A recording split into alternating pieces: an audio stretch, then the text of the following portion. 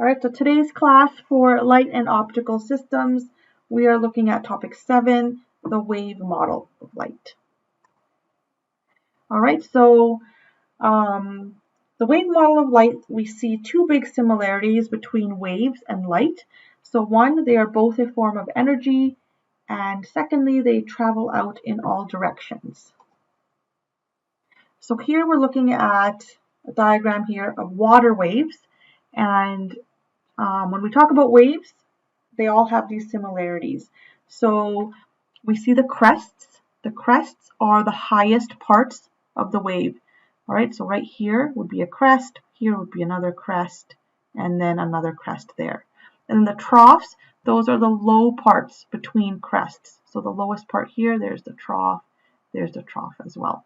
Okay, so what we see here, a crest comes through, we see the duct rises up, and then when the trough comes through, we see the duct drop. So this is comparing it to waves in water. All right, but when we're talking about waves, the crests, the troughs, we're going to talk about the wavelength, frequencies, and all that. They all are related. They're all similar. So when we measure a wavelength of this wave, we can measure it in 3 different ways. So you can measure the distance from crest to crest, right? That would be a wavelength.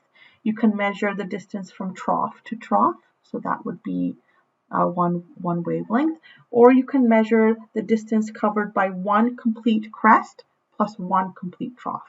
All right, so one complete crest and one complete trough. So those are the 3 ways that we can measure a wavelength.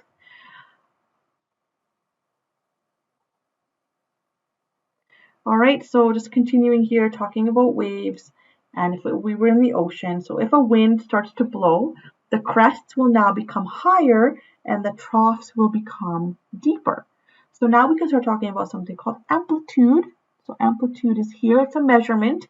So it's the height of the crest or depth of the trough from the rest position. So this line here, the dotted line here, that's representing the rest position. That's the level of the water when there are no waves.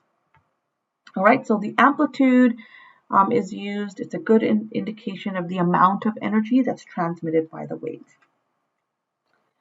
Okay, so the amplitude of a wave, it indicates the height of the crests from the rest position. It also indicates the depth of the troughs from the rest position. Next, we're going to talk about frequency. So this is the number of cycles completed by a vibrating object in a unit of time. So it's measured in hertz, which represents cycles per second. So if we had 20 times in a second, that would have a frequency of 20 hertz, which is also abbreviated as Hz, so 20 hertz. Okay, some properties of waves. So like I already mentioned, amplitude, that's the height of a wave from the rest position to the crest, to the highest point. So right here, that would be the amplitude. The wavelength, that's the distance you can measure from crest to crest, from the crest of one wave to the crest of the next. And then frequency, shown here, that's the number of times the medium vibrates in a given unit of time. So like I said, if we measured in hertz, it would be cycles per second. All right, so all waves, they have a wavelength. It can vary widely. The frequency of the waves can increase as more waves are created per second. So then, if it does increase, the crests of each wave, they'll be closer to one another. And then as more energy is put into making waves, the frequency of the waves increases and the wavelength shortens, right? So the crests will be closer together. So therefore, frequency increases, the wavelength will shorten. The wave model of light, it's a way of explaining the behavior of light. So it usually involves picturing it traveling as a wave, and that's why light curves around an opening. So what we saw when we were looking at light going through like holes and things, we had seen that when light passes through a small opening, the waves spread out. So waves with short wavelengths, they'll spread out very little, but waves with longer wavelengths, they will spread out more.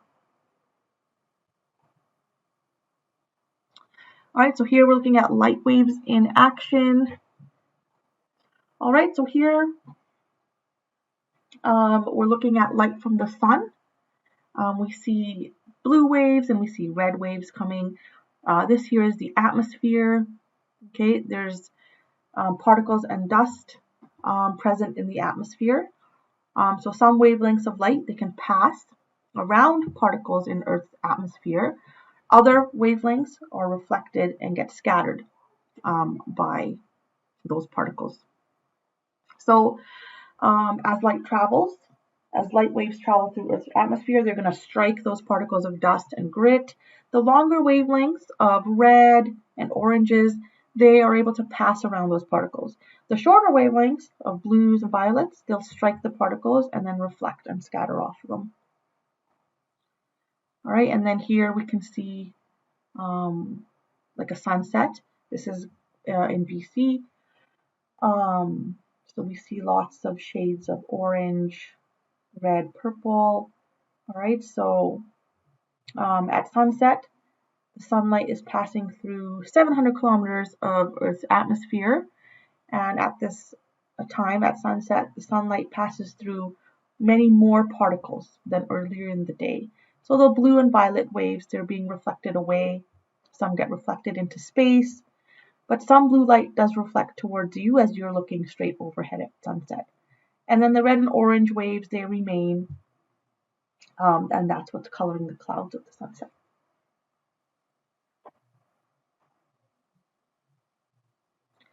All right, so here and here we're looking at the wavelengths of those different colors here. So again, when we shine the white light through a prism, there's refraction occurring, and each color of light is refracting at a slightly different angle. Okay, so we've got the red light on one end, and then we've got violet here on the other end, and then all those other colors in between. So Roy, G, Biv. So red light, it has a wavelength of about 700 nanometers. And then as you move through the different colors, the wavelength, it shortens to about 400 nanometers for violet light. All right, so again, we're measuring wavelengths, so from like crest to crest.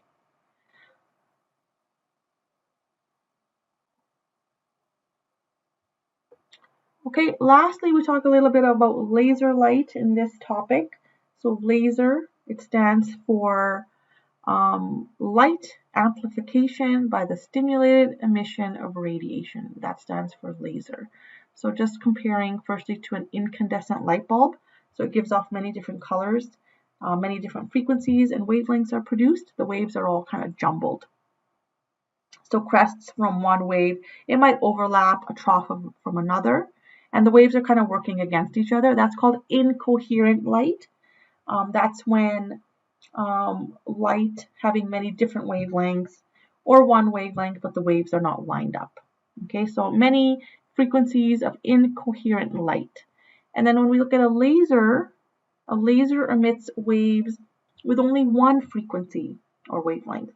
So all the waves, they line up and they work together. Okay, and that's called coherent light. All right, so having only one wavelength with all the waves lined up in a similar pattern. Okay, so laser, coherent light, incandescent bulb, incoherent light. And then some uses for lasers, so lots of purposes.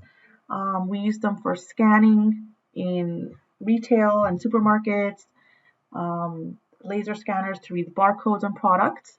Lasers, they read digitized data on CDs. Police officers use lasers to measure speed of cars. They're powerful enough to cut precise cuts through metal. They're also used in surgeries. The heat from lasers, they can instantly seal broken blood vessels as neatly as they can cut through them. Eye surgeons also use lasers. They're able to shave off areas of the cornea to correct problems caused by irregular eyeball shape. And then dentists may one day use lasers instead of drills. All right, just a couple videos here